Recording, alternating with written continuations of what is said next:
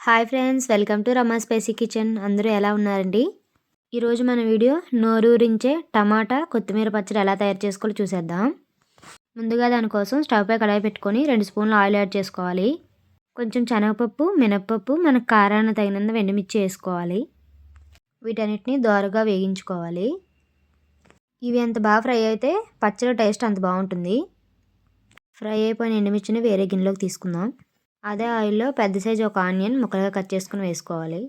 ఈ ఆనియన్ మరీ ఎక్కువగా ఫ్రై చేసుకోవాల్సిన అవసరం లేదండి, సగం ఫ్రై అయితే చాలు. ఆనియన్స్ కూడా పక్కకు తీసేసుకొని అదే ఆయిల్లో చిన్న సైజు 2 టమాటాలు కూడా కట్ చేసుకుని వేసుకోవాలి. టమాటా ముక్కలు మెత్తబడేంత వరకు బాగా ఫ్రై చేసుకోవాలి. టమాటా తొందరగా మెత్తపడడం కోసం సాల్ట్ యాడ్ చేసుకుందాం.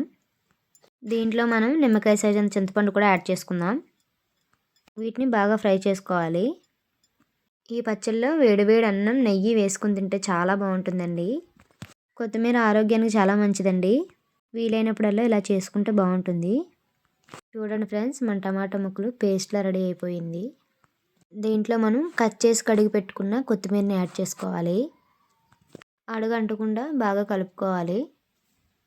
వేసినప్పుడు ఆకులు చాలా ఎక్కువగా కనబడతాయండి, అది ఫ్రై అయితే చాలా తక్కువ అవుతుంది.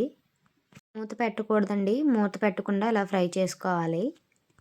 చూడండి, అలా దగ్గరగా ఫ్రై అయిపోతుంది. దాంట్లో కొంచెం వాటర్ కూడా వస్తాయి. ఆ వాటర్ అంతా ఇంకిపోయేంత వరకు ఫ్రై చేసుకుందాం. ఈ పచ్చడి ఫ్రిడ్జ్లో పెట్టకపోయినా ఒక 2 రోజుల వరకు బాగానే ఉంటుంది. చూడండి ఫ్రెండ్స్, వీడియోలో కనిపిస్తున్న విధంగా బాగా ఫ్రై చేసుకొని స్టవ్ ఆఫ్ చేసేసుకుందాం. పచ్చడి మిక్సీ పట్టడం కోసం చల్లారించుకుందాం. మనం ముందుగా ఫ్రై చేసుకున్న ఎండుమిర్చి, పోపు దినుసులు వేసుకొని బరకగా ఇలా వీడియోలో చూపించిన విధంగా మిక్సీ పట్టుకోవాలి. దీంట్లో మనం కొత్తిమీర, టమాటా మిశ్రమాన్ని కూడా యాడ్ చేసుకుందాం.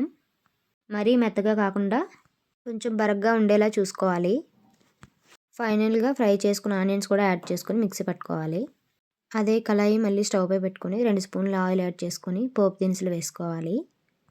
ఇవి కాస్త బాగా ఫ్రై అవ్వగానే 2 లేదా 3 ఎండుమిర్చి ముక్కలు చేసుకొని వేసుకుందాం. వీటిని మాడిపోకుండా బాగా ఫ్రై చేసుకుందాం.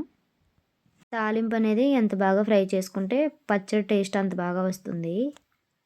తాలింపులో కొంచెం కరివేపాకు కూడా వేసుకుందాము. కొన్ని వెల్లుల్లి రబ్బలు కూడా యాడ్ చేసుకుందాం.